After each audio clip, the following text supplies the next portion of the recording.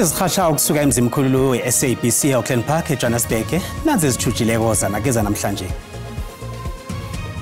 The US, in Trump's view, has been played for a sucker and is determined to change all that.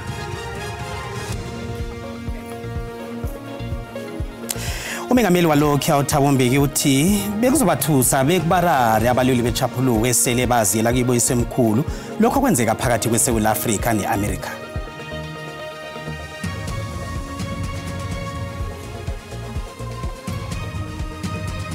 Ikano ba isiena a itsinga le ba bangwe ba yona bya le ka kela pele taba yeke then ba bangwe ba ta khona go bolela. Ekhabo lomntwana weminyaka eli-13 ubudala ekuzwakala bona bekakatwa ngutitshere esikolweni uthi umthetho awusebenze ubonakale. I want to make it clear though that these interventions are way too late. We have to look at how do we prevent this kind of violence from happening in the first place. Ungqongqotjhe wezefundo sisekelo uSivi weGwarube uthi ifundiso yokuziphatha ayithome ebantwaneni ababisana ukuthi umntwana womntazana akathindwa. I don't expect nothing more than two very equal matches being played on the details like the ones that were played last year. Umbanduli weSundowns uMiguel Cardoso uthi bazimisela ukufika kuma-finali weCAF Champions League.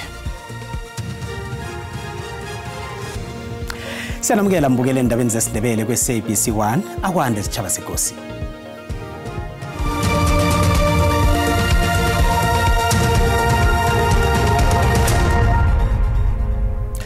Umengameli walokhu uThabo Mbeki ukhulume ngendaba eziningi ezenzekako ephasini kunye nekhethwapha. Umengameli bekathula inkulumo yenkulumo pendulwano yokuthoma yomnyango wokusebenzisana kwamazwe ngamazwe. Umbuthano lo bawenzelwe ukuhlonipha amagalelo kunye nomsebenzi wesekela lalokhu alekangqongqoshe wezangaphandle uAziz Pahad elinqophe khulu ekwakheni umoya wokuthula ivikeleko nokucocisana ngamalungelo obuntu. Umengameli walokhu uThabo Mbeki uthi umlweli ichaphuluko khabela lisekela kangqongqoshe umnyango wendaba zangaphandle ukuthoma ngo-1994 bekube ngo-2008 bekazokuthukwa ngomlwayi wombuso weAmerica wangomhlolanja. Uthi izenzo ze-United States kufanele zikatelele umnyango wendaba zangaphandle bona uyelele okwenzeka ephasini khulukhulu nazi zekuklamini imigomo. Aziz would have been very shocked when he read this executive order, which will recall what it said, that in shocking disregard of the citizens' right, the Republic of South Africa recently enacted the Expropriation Act to enable the government of South Africa to seize ethnic minority Afrikaners' agricultural property without compensation. Umbeki nakathuphula amizwe omunye woprofessor uthi sisazokubuya ngaphasi kombuso kaTrump. The US, in Trump's view, has been played for a sucker and is determined to change all that. And he says Trump also strives in being highly transactional. And this will tilt the US towards being more a predatory hegemon in the coming years. One that destabilizes and disturbs more than it comforts. Umbeki kodwa ukhombela amazwe eAfrika bona bambane bekasebenzisane bona azokuphumelela ephasini elizele ngokuphalisana kanti lokhu kuzokwenza bona kuphela ukuqalela phasi amazwe enahakazi eAfrika. Uhulumende wabele imfunda eziqalene nehlekelele imali ngaphezulu kwe-1.4 billion yamaranda. Ungqongqotjhe wezombuso ohlanganyela uvele enkosini Hlabisa uthi kufakwe isibawo se-11 billion yamaranda eofisini yomphathi imali kodwa banikelwe i-1.4 billion yamaranda. Nabekakhuluma nembiki indaba ePitori uHlabisa uveze ukuthi imali ibhadelwe phakathi kwenyanga ipheleko nenyanga le. Ukusukela kwangenyanga uNobayeni womnyaka opheleleko ingukhukhula zonomthangala sisekelo amakhaya wabantu nempilo yabantu KwaZulu-Natal eMpumalanga Kapa eLimpopo eFree State eMpumalanga eTlhagwini eNtshonalanga kunye neGauteng. Through the National Disaster Management Center, COGTA has for the months of February and March 2025 already disbursed the amount of 1.444 billion rand to the municipalities. Uhlabisa uthi imali yabiweko le izokusiza bomasipalata abama-60 KwaZulu-Natal, eMpumalanga Kapa, eFree State, eMpumalanga kunye neLimpopo. This money is intended, as it has been transferred to these municipalities, to immediately bring relief and also allow the municipalities to undertake the reconstruction of the damage, the structures that were destroyed by the floods in the previous years. Kodwana nanyana kunjalo ungqongqotjhe ukhalime ngamagama abukhali ukusetshenziswa budlabha kwemali. Uthi bazokuragela phambili nokusebenzisana nabomasipalata, imphathimandla zemfunda kunye nabanye ababelani ukuqinisekisa ukuthi imiphakathi ethintekileko ithola lonke isekelo elihlokako ukuqalana nehlekelele. Umndeni womntwana oneminyaka eli-13 ubudala ufuna ubulungiswa. Umntazinyana lo kuzwakala bona ukatwe ngutitshare wesikolo samabanga aphasi eMugodopong ngaphandle kwePolokwane eLimpopo. Uprinsipala wesikolo esi uvulele utitshare icala lokuhlorisa ngokomseme ngeveke epheleleko ngemva kokufumana anomfundi ka-grade 7 eofisini yesikolo. Amapholisa abhudulana notitshare lo ekuzwakala ukuthi ubalekile emzini wakhe, bathi watsho uyokuzinikela emapholiseni. Abantwana besikolo eMugodopong ngaphandle kwePolokwane badlala ngaphandle ukukhambisa isikhathi njengombana inkolo zivaliwe nje.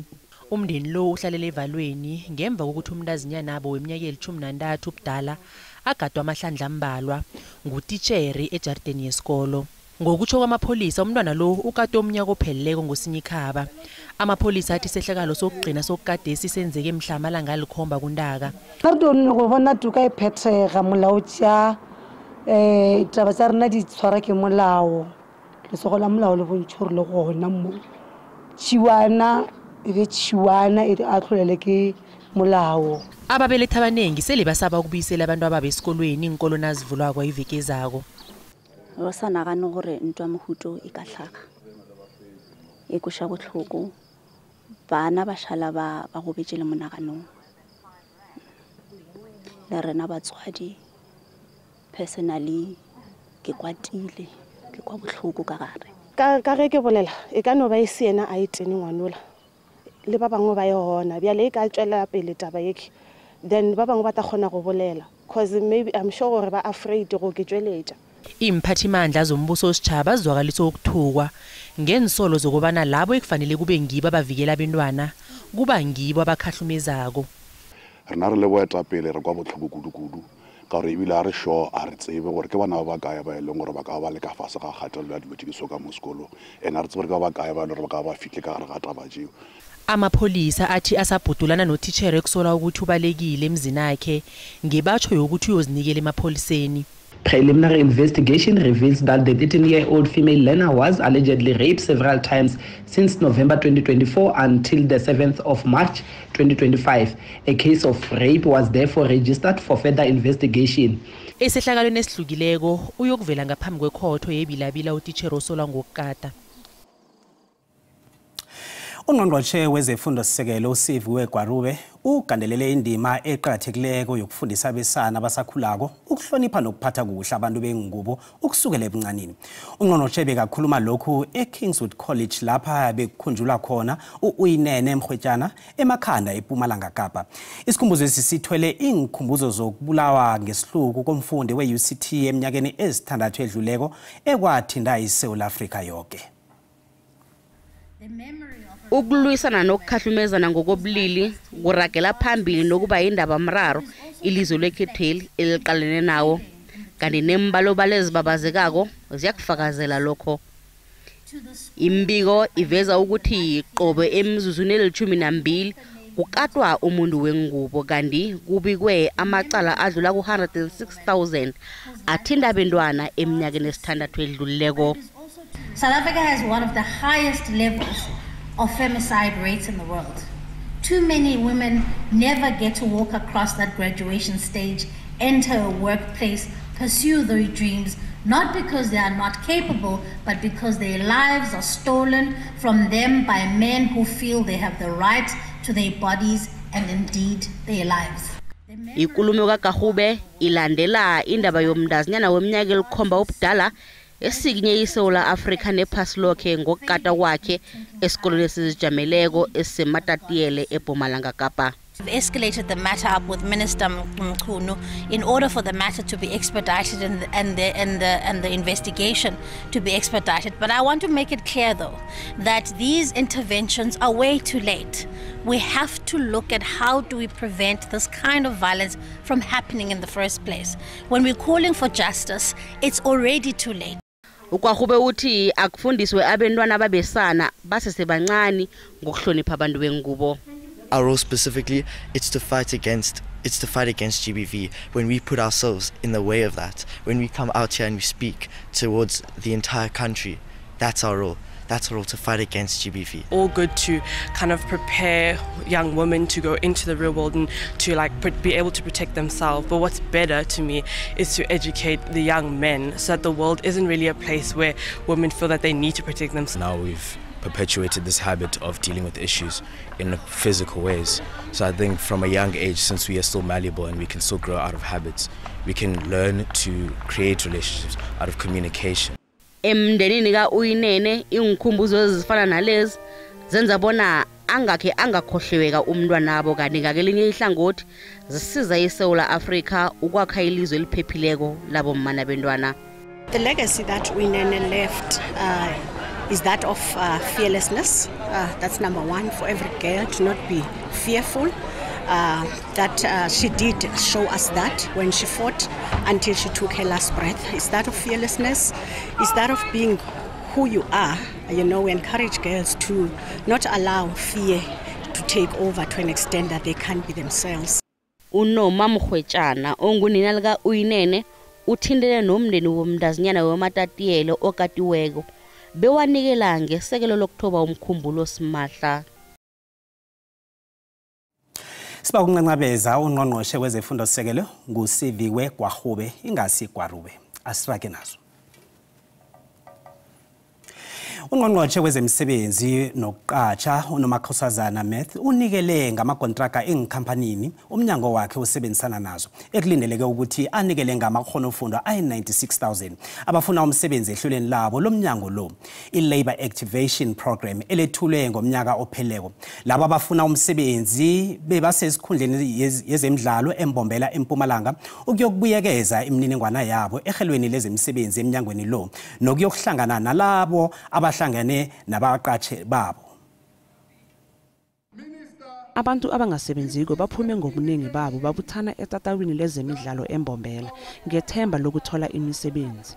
Bazalise amaforomo bafaka bebalungisa imininingwana yabo ehlelweni labafuna umsebenzi emnyangweni lo. Umnyango unikelwe imali engango 460 million rand ukuthi yabelwe enkampanini ezili-15 ezisebenzisana nawo. Inkampani lezi ziyokunikela ngamakhono fundwa ahlukeneko nekubalwa kizo amakhono wezelimo, wenjiniyera kunye nokukhiciza hlangana namanye. Sine programs ezahlukeneyo, program emfutshane yenyanga ezi6 ukuya kwezi9, program ye learnership yabo banaye ugrade 12 yo 1 year, ne program ye 3 years yabo bano grade 12. Abantu abangasebenziko bathi sesikhathi eside bafola kodwana kunganaphumelelo. Bathemba ukuthi bazokunikelwa imisebenzi msinyazana. Silambombela ngenxa ye learnership yaka agriculture sayi applyela labanye bafaka ama CV labanye basayina ama form. So ngajabula kakhulu if bangasicasha basinike nathi opportunities connect sebenzela abadali bethu. ISAMS Academy eseBushbuckridge inikela ngamakhono akhethekileko wezokulima. Ikampani le inikelwe 160 million rand ukuthi ibandule ngamakhono. We are focusing on the skills development, more into agriculture, electrical. Ihlelweli kulindeleke ukuthi lidluliselwe nekwezinye imfunda. Ngingonhlanhla Jele wendaba ze-SABC eMbombela eMpumalanga. Siba umbono wakho mbukeli ngendaba eqedwe kuphela le. Nakumbono wakho uyalandela mbukeli.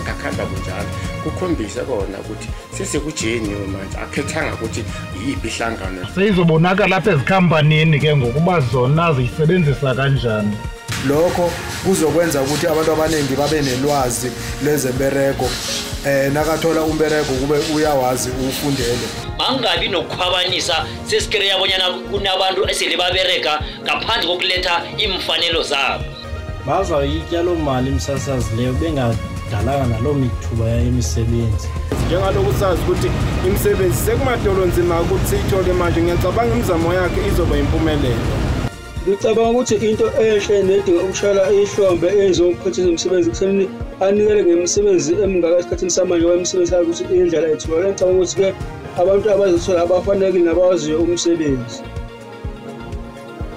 umbona ngeyombukeli SABC ayizokuthwesa umlando wokuziphendulela ngombono wombukeli nasibuya entolo sibukele khulu yazi abavumo wonke umuntu kade afanelwa kade sibade sikarisa izwe lonke nje libuka thina kuphenduke kwaba inga ngoChristmas umnyaka usathoma kwaMhlanga Showgrounds emnyanyeni welanga lamabeletho leKwekwezi FM ngesiqubulo esithi zikhakhazise ngesikheni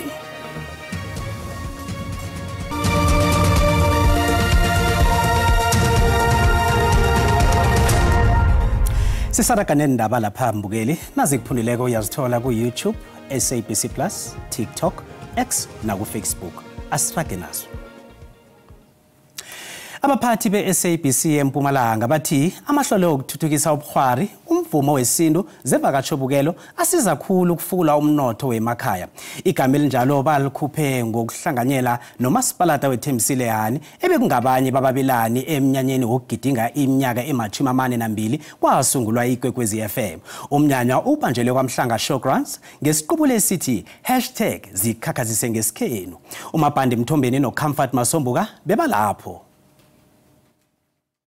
Umnyanya wanonyaka ugidinge ngokuphakamisa nokuthuthukisa abagwali, abosomabhizinisi abancane, nokukhuthaza ilutsha ngamabizelo ahlukahlukeneko. Inkulu ze-SABC esingeni seMpumalanga zithi banamahlelo omphakathi. We need to be proud of our culture, we need to be proud of ulwimi lethu. So ibalekile uba sibe nezibhiyozo ezifana nani.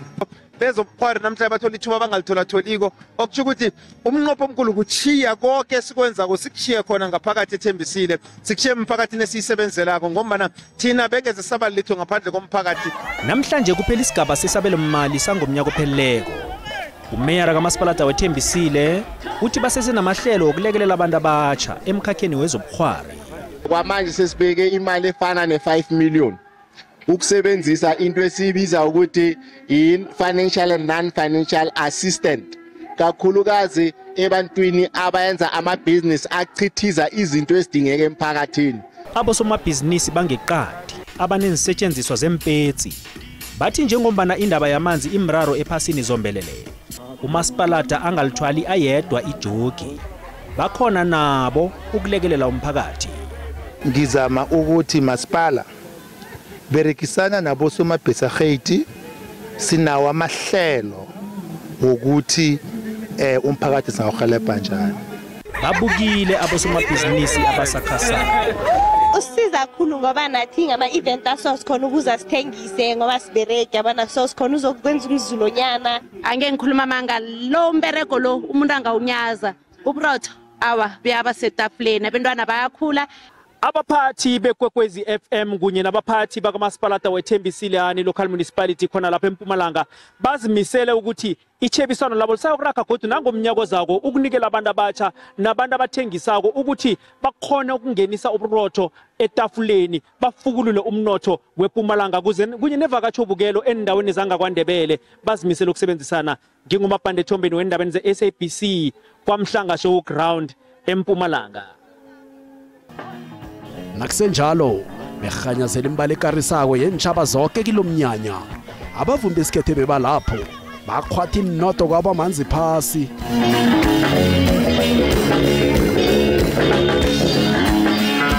Ngibona ngibone namavenda ngabona namaswati ngabona namaZulu ngithabe khulu ukuthi isikhetho esisinengi khulu emhlabeni eSouth Africa. Lokho kuyakhombisa ukuthi abantu abaningi basakholelwa ekutheni sinawo umvumo ongathatshelwa babantu ngobuningi babo namkha uNdebele ahlangene. Into engikara khulu ukuthi labantu abatsha sele bangaphakathi umvumo wesikhethu khomba ukuthi ngeze wabhidleka ngeze wawa nakanjani. Umnyanya nesintu angeze kwaba mnyanya nakunganamratha nesitshebo. Abanye bathi umnyanya lo ngendlela obanandi phele ngakhona ufuna indawo evulekileko.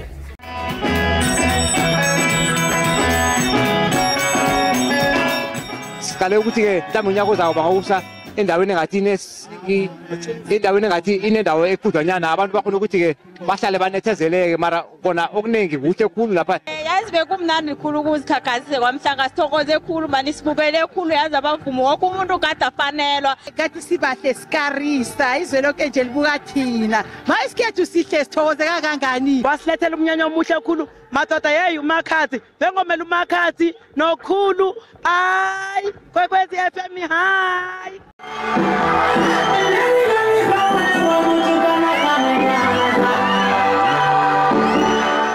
Ufike njengesururu umvumo omthundu wabonongorwana umakhathi wagadanga kwabonakala.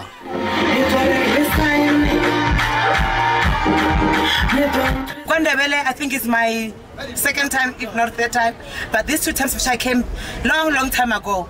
So to be honest with you, I appreciate the love that they're giving me. Abantu bakhambe sebagagayila bahluzahluza ngenxa yokuhlaba insondo nokugida okube lapha ngisho nokujida. Babuyele ekhaya ngamakoro bayakuthatha amandla amatsha njengoba nakulindeleke ukuthi ke nangomnyaka ozako ragele phambili lo mnyanya. Endabeni ze-SABC nanguKamfat Masombuka ngekuphakela zona ngwamhlanga showground eMpumalanga. Kezemidlalo umbanduli weMamelodi Sundowns uMiguel Cardoso uthi bazimisele ukufika kuma-finali we-CAF Champions League. iSundowns iya kuma-quarter final wephaliswano leli kwehlandla lethoba iyokubambana ne-Esperance eLoftus ePitori kusasa nge-hour lesithathu ngemva kwamadina.